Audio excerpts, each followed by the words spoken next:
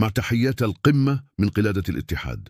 أنا هنا في متحف اللوفر في قلب باريس، عاصمة بلاد الفرنجة، إلى جوار واحدة من أهم الموميز الموجودة في هذا المتحف. نبيلة عظيمة، ملكة مصر وأول امرأة تمسك حكم مصر. أحضرتها السلطات الفرنسية من مصر إلى باريس عام 1826. اسمها الملكة حتشبسوت.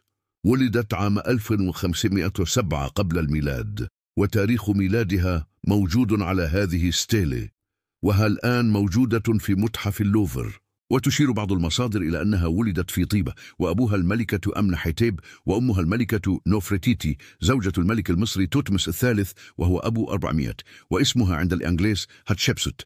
حكمت مصر من سنة 1470 قبل الميلاد إلى 1450 قبل الميلاد، أي 20 سنة. تولت الحكم بعد وفاة والدها الملك تحتمس الثالث.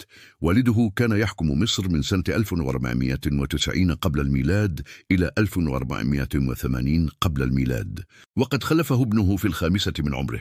وتولت بعده الملكة حتشبسوت زمام الأمور كحاكمة نيابة عن الملك الطفل، ونظرا لذكائها وشخصيتها القوية سرعان ما استقلت بالسلطة، وأصبحت حتشبسوت أول امرأة تحكم مصر.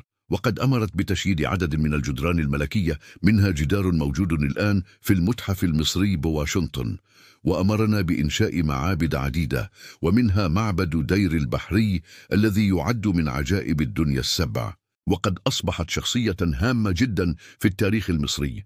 في إحدى الغرف المجاورة يوجد تمثال نصفي لها منحوتة في الصخر، وترتدي زي الفرعون، وهي تحمل عصا الفرعون رمزا للسلطة الملكية، وهي تجلس على العرش الملكي.